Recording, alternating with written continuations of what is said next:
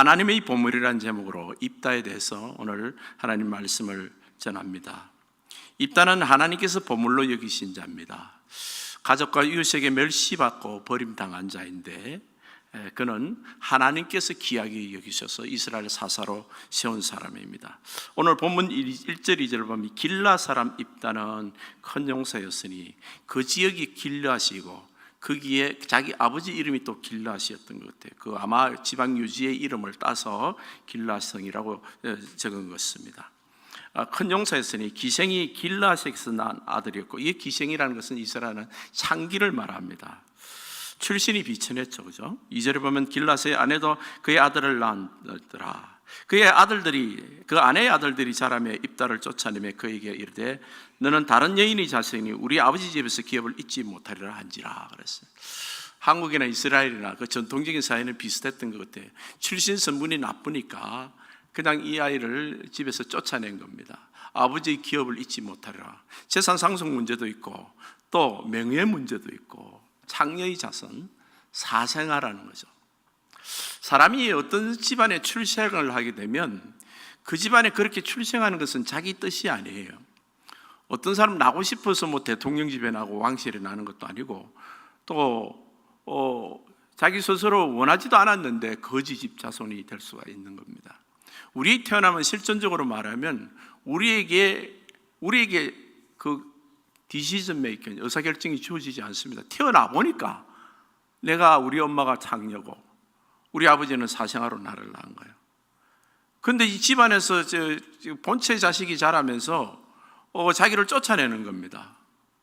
이 어린 영혼이 입다는 너무너무나 억울했을 거예요. 깊은 상처를 받았을 겁니다. 사람들에게. 지금도 이런 일이 있느냐? 있습니다. 여러분들 중에서도 어떤 사람은 참 자랑스러운 좋은 환경에서 자란 사람이 있는가 하면 어떤 사람은 정말 숨기고 싶은 과거, 백그라운드를 가지고 내가 이 이민사회에 왔을런지도 모르는 것입니다. 그럴 때 우리가 어떤 상처를 갖게 되는데 이거 뭐 가족들이 쫓아내는 것뿐만 아니라 이제는 동네에서도 쫓아냅니다. 7절에 보면요, 입다가 길라 장로들에게 이르되 너희가 전에 나를 미워하여 내 아버지 집에서 쫓아내지 않았느냐. 동네 장로들도 지방 유지들도 어른들도 자기를 비천하다고 쫓아내는 겁니다. 애가 무슨 죄가 있습니까? 아니 내가 태어나고 싶어서 태어난 것도 아니고 우리 어머니가 장녀가 되라고 원한 것도 아닌데 그런 집안에 태어났다고 해서 그 아이를 멸시를 하는 거예요.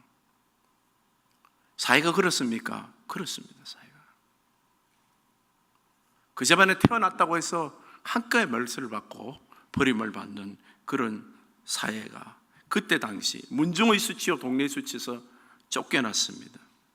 그래서 이 입다가 그 형제들 3절에 보면 입다가 형제들을 평하여 돕 땅에 거주하여, 그 돕 땅이라는 것은 이스라엘에 사는 사람이 아니에요. 이방 땅 돕 사람들이 사는 곳인데 잡류가 그에게서 모여서 그 지역에서도 정말 불황자나 홈리스들이 그에게 모여서 입다와 함께 지냈다. 자, 우리 인생이 말이죠, 여러분의 자녀들이 정말 주변에서 그런 환경에서 자라서 시중에 갱스터들하고 올리는 것, 그렇게 쫓겨나서 그런 환경 속에 있을 수 있는 그런 입다인데, 이 놀랍게도 이 입다는 이스라엘의 사사가 됐어요. 사사는 그때 당시 왕권과 제사권을 다 가진 사람입니다. 왕일 뿐만 아니라 제사장권도 가졌어요. 실권을 양쪽에 다 진 사람입니다. 전부 보면 막강한 권력자가 되는 거예요. 그것도 이스라엘 백성들이 세워서 입다가 사사가 된 거예요. 사람이 세운 것 같지만은 하나님이 이렇게 귀하게 여기서 세운 이 입다에게는 어떤 특징이 있었기에 그런 불안 환경 속에도 딛고 일어서는 거야.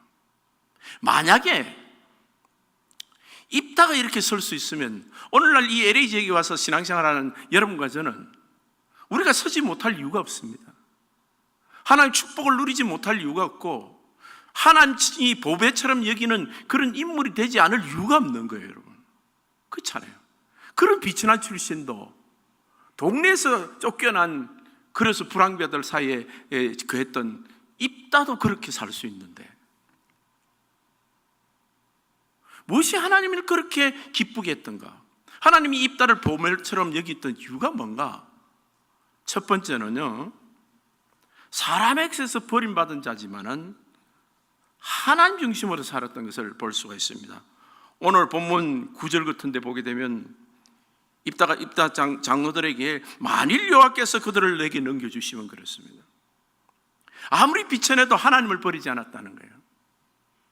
사람이 자기 인생에 원망하게 되면 많은 사람들이 하나님을 버립니다. 내 인생은 왜 이러냐? 하나님 계시면 왜 그러냐? 하나님 사랑이라면서 나는 왜 이러냐? 이렇게 원망하며 자기 스스로를 파멸로 집어던지는 사람들이 있습니다.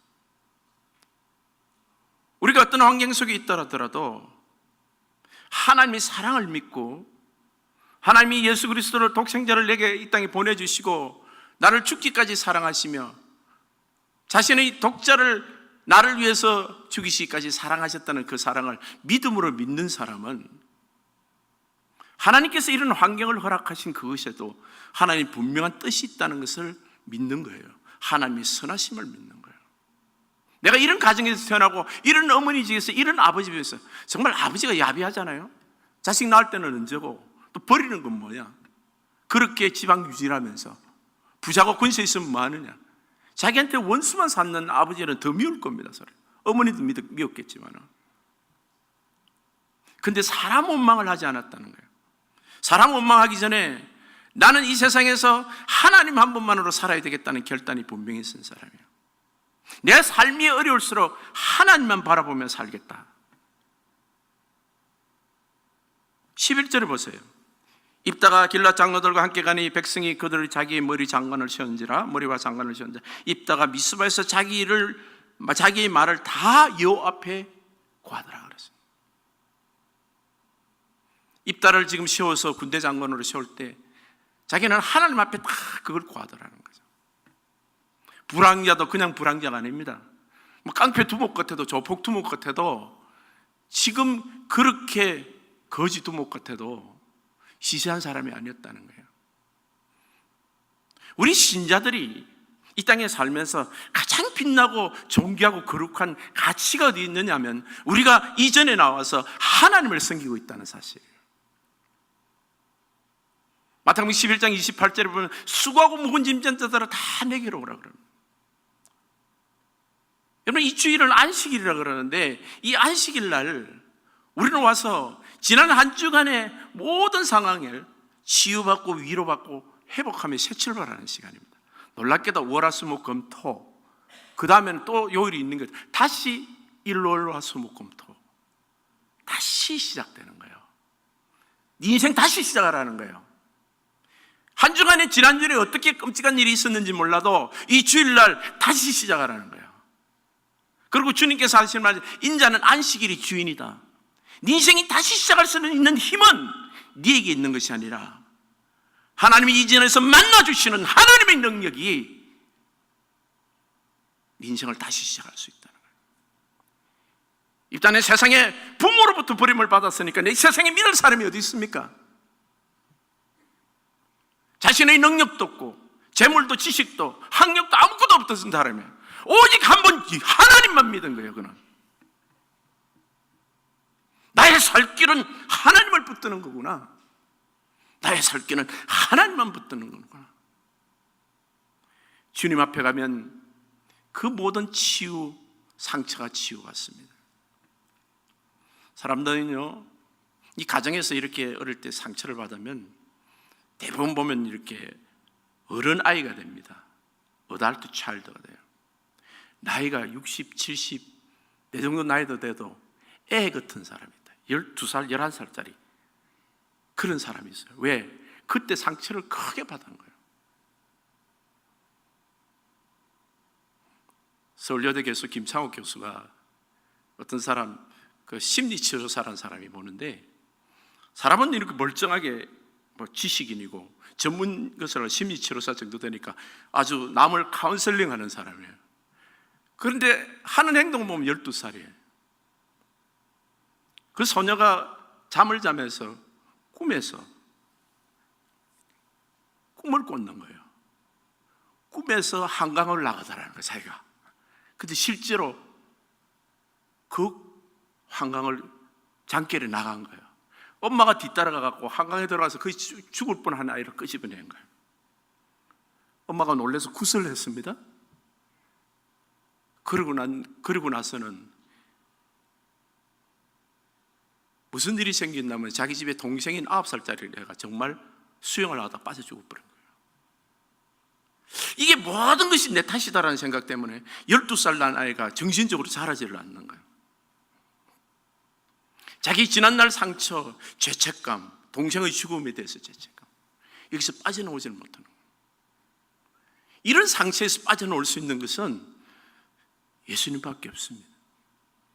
주님 앞에 나가야 돼요. 수고하고 무거운 짐진 자들아 다 내게로 오라. 내가 너희를 쉬게 하리라. 지난 한 주간 엄청난 상처가 있으면 그 상처 때문에 우리가 매여서 한 주를 앞걸음을 나아가지를 못하는 거예요. 특별히 어릴 때는 우리 자녀들도 그런 거예요. 그것을 해방시켜 주시는 분이 우리 주님인 거예요. 여러분, 안식년이라고 있어요. 7년마다 돌아오는 거예요. 안식년에는요 빛을 다 탕감해줘요. 성경에 보면요. 또 희년이라는 게 있습니다.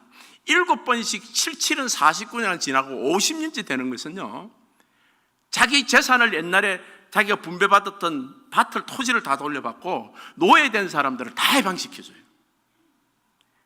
이것이 누구를 상징을 하냐면 예수 그리스도. 수고하고 무거운 짐진 자들아 다 내게로 오라. 안식일이든 안식년이든 희년이든 다 그리스도 앞에서 오면 다 해방이 된다는 거예요.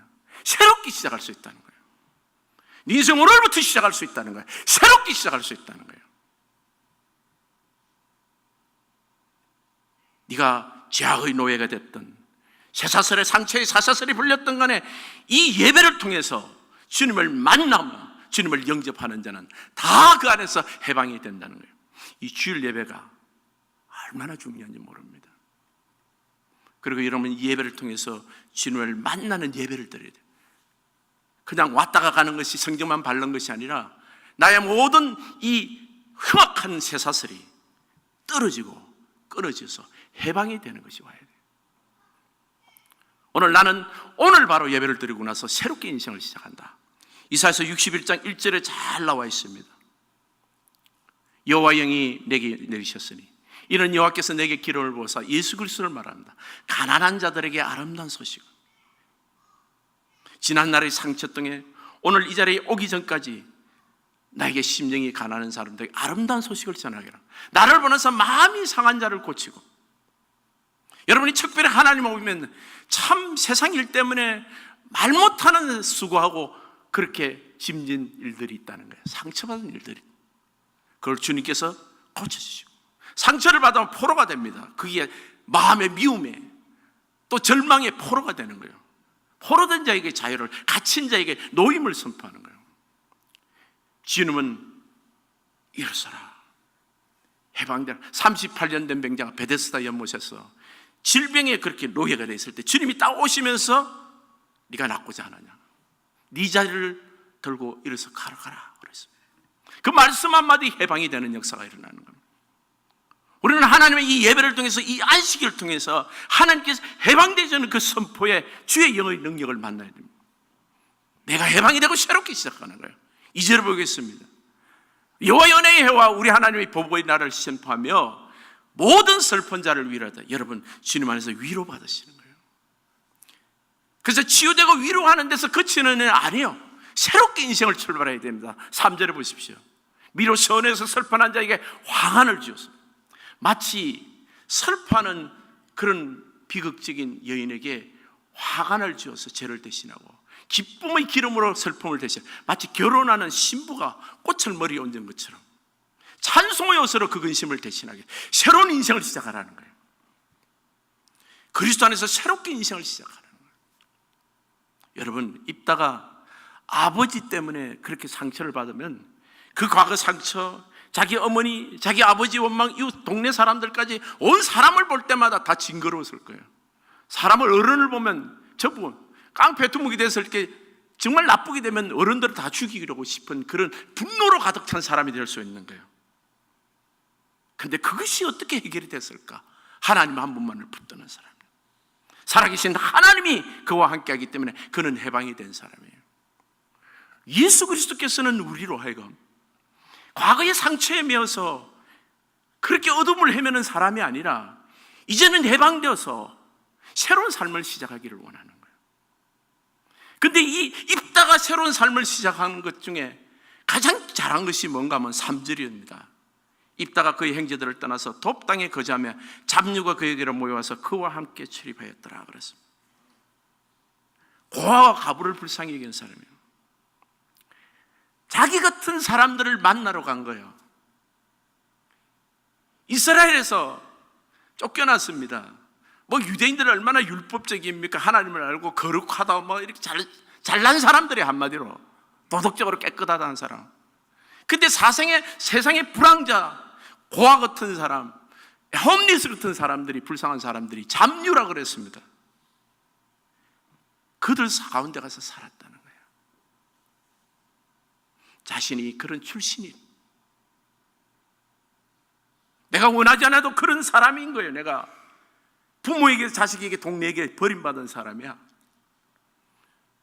근데 그들을 불쌍히 여기는 마음이 자기에게 있다는 거예요. 여러분, 우리 인생에서 상처가 있습니다. 사람마다 큰 상처를 한두 번 겪는데 꼭 기억하세요. 우리가 겪은 고난은 하나님이 우리로 주신 사명이에요.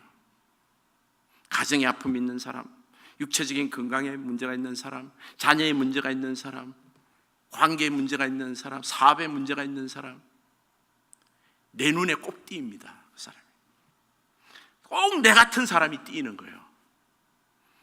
그 명령은 뭔가 하면 네가 가서 선결하는 거예요. 이따가 하나님의 보물이고 하나님 백성의 보물들은 그리스도의 심장을 가진 사람이들.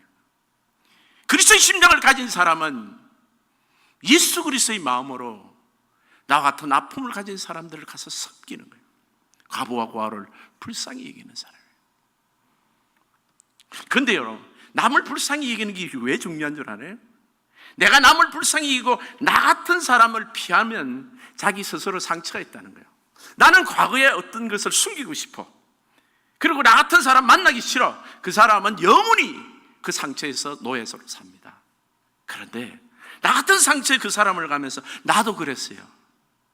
내가 예수 믿고 이것에서 해방됐습니다. 나도 그런 아픔이 지금도 있고 그 상처 중에 있지만은 나는 주님으로 인하여 승리하고 있습니다 라고 간증하고 섬기는 사람은 자신의 상처에서 해방된 사람이에요. 세상에 가장 큰 질병은 상처입니다. 육체의 질병은요, 의사들이 낫습니다. 정신적인 질병은 영원히 치료하지 못하는 병들이 있어요. 그 마음만 자기 스스로 묶어보는 거예요. 부끄러워서, 너무 상처가 돼서 뒤돌아보기 싫은 거예요. 우리 주님은 그런데 나와 똑같은 사람을 내 옆에 보내시는 거예요. 아이, 보면 징그러워 그냥. 근데 여러분, 그렇게 하나님 주신 축복이야. 내가 저 사람을. 그래서 여러분, 사람이 좀 아파봐야 돼요. 육체적으로도 가정으로도 고난을 우리가 겪게 하는 것은, 예전에 내가 그것을 겪지 않았을 때는 몰랐는데 그걸 겪고 나서는 진짜 가슴이 저리도록 그걸 느끼는 거예요. 기도 한마디도 다릅니다. 예전에는 그냥 형식적으로 기도해 줬던 것이 이제는 저절히 말 한마디 한마디에 정말 폐부가 찌르는 그런 그리스도의 사랑으로 기도해 주는 거예요. 긍휼히 여기는 자, 하나님이 세상을 이처럼 사랑하사 뭐 사랑할 게 있습니까? 저를 믿는 자마다 멸망치 않고 영생을 얻게 하라. 이 사람은 가만두면 멸망하더라 말이에요. 이 인생은. 그래서 주님이 찾아오신 거예요. 하나님이 이 세상을 찾아오신 이유는 우리를 불쌍히 여기고 우리가 병들었기 때문에, 다 멸망하기 때문에 찾아오신 거잖아요. 그런데 예수를 믿으면 우리도 그리스도의 마음을 가진 사람이 되는 거예요. 나 같은 사람을 찾아가고 싶고, 나 같은 사람을 도와주고 싶고, 찾아가고 싶어서 내가 견디지 못하는 마음이 정상적인 크리스찬의 마음이에요. 하나님의 보물들, 입다 같은 사람은 나 같은 사람을 찾아가더라는 거예요. 뭐 내가 가서 특별히 해줄 것도 없어. 같이 있어주고 위로해주고 기도해주고 그거밖에 없어도 내가 스스로 그런 사람을 찾아가더라는 거예요. 제가 영화를 하나 봤습니다. 영화 제목이 조선 명탕정 각시 투구 꽃의 비밀. 이거 제목이 어려워갖고 내용인죠. 그 내용의 핵심이 한 과부가 있었는데, 청산 과부인데 이 사람이 기독교인이 된 거예요. 천주교인이 그때 당시에 천주교인은 잡히면 다 죽어요. 그런데 노예를 보니까 자기 집에 이 노예 삶이 너무 비참한 거야. 그래서 이들에게 노예를 해방시키고 이들을 해방시키고 그들에게 재산을 나누고 싶은 생각이 드는 거야, 이 청산 과부가. 그래서 많은 위협을 무릅쓰고 이 노예들에게 노비 문서를 없애고 자유인이 되게 하시고 그들에게 그 땅을 나눠주시고 그 비즈니스를 나눠줍니다. 마지막에 이 사람은 그 노예들에게 다 해방시키고 나서 배를 타고 청나라로 떠나는데, 배를 타고 청나라로 떠날 쯤에 그 노예들이, 그 참 감동적인 장면인데, 노비들이 자녀들을 다 데리고 그 언덕에 서서 큰 절을 해요, 이 청산 과부한테. 여러분, 젊은 여자가 혼자 사는 것 힘들어요. 근데 내 인생에 가치 있는 일을 발견하면요, 가치 있는 일을 발견하면요, 그것이 슬픈 일이 아니에요. 하나님이 나를 부르심인 겁니다. 하나님 나를 그렇게 부르셨어요. 네가 입다가 즉 하나님의 보물이다. 그 환경과 그 상황을 원망하고 사람들을 미워할 것이 아니라 네 주변을 들어보라는 거예요. 얼마나 이스라엘의 많은 내 백성들이 그러고 있는지 네가 보라는 거예요.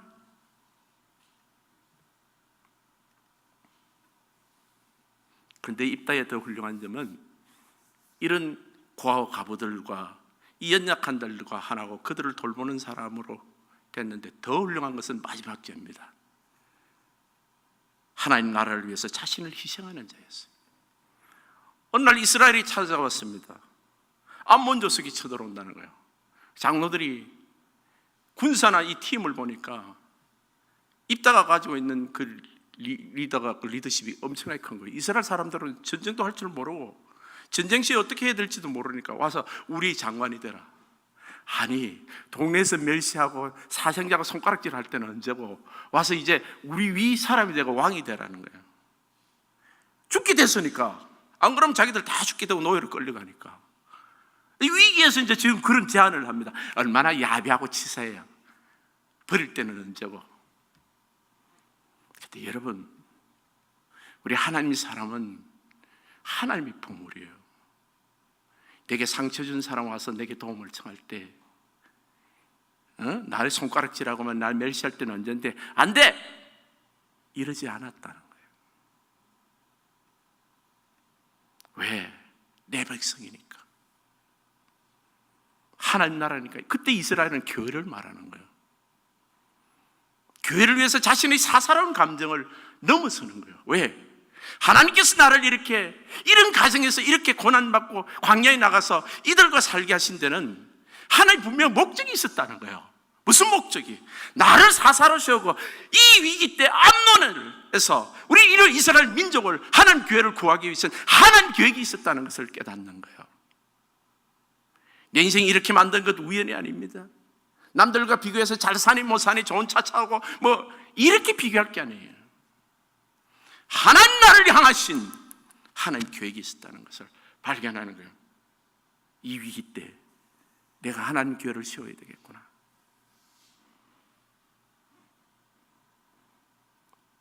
개인의 상처를 넘어서 거룩한 사명을 발견하는, 우리 좋은 교회는 참 자랑스러운 것 중에 하나가 바로 이런 것들이, 누구 조금 관계가 나쁘다 이런 것, 그럴 수도 있죠. 살다 보면, 그죠? 교회에도 일하다 보면 누가고는 꼴보기 싫고 하나님 일할 때는 그런 걸 다 넘어서는 거예요. 왜? 그 나라와 그 의를 위해서.